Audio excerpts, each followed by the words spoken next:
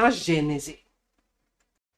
Os milagres e as predições segundo o Espiritismo. Capítulo 1. Caráter da revelação espírita. Parte 25.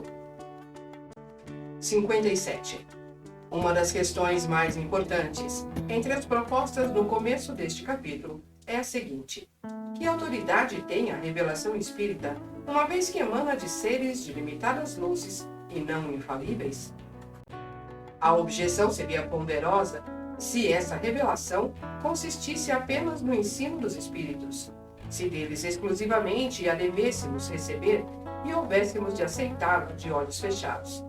Perde, porém, todo o valor, desde que o homem concorra para a revelação com o seu raciocínio e o seu critério, desde que os espíritos se limitam a pô-lo no caminho das deduções que ele pode tirar das observações dos fatos.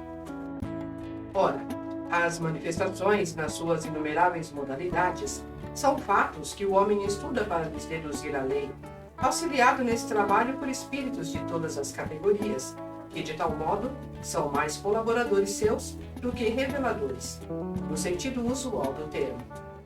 Ele lhes submete os dizeres ao cadinho da lógica e do bom senso.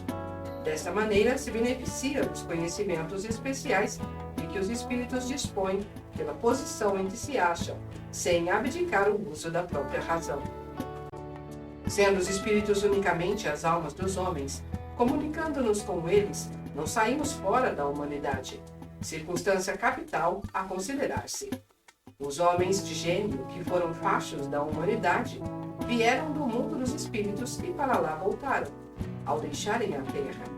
Dado que os espíritos podem comunicar-se com os homens, esses mesmos gênios podem dar-lhes instruções sob a forma espiritual, como fizeram sob a forma corpórea. Podem instruir-nos depois de terem morrido, tal qual faziam quando vivos. Apenas são invisíveis, em vez de serem visíveis. Essa a única diferença.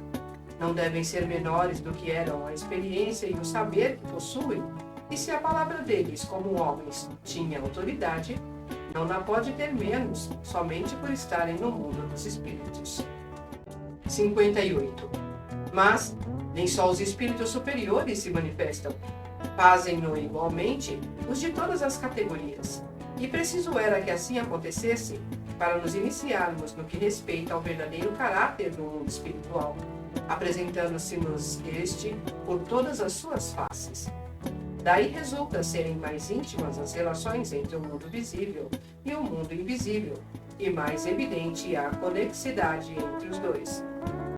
Vemos assim mais claramente de onde procedemos e para onde iremos. Esse o objeto essencial das manifestações.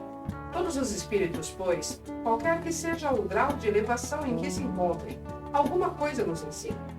Cabe-nos, porém, a nós, visto que eles são mais ou menos esclarecidos, discernir o que há de bom ou de mal no que nos digam e tirar do ensino que nos deem o proveito possível.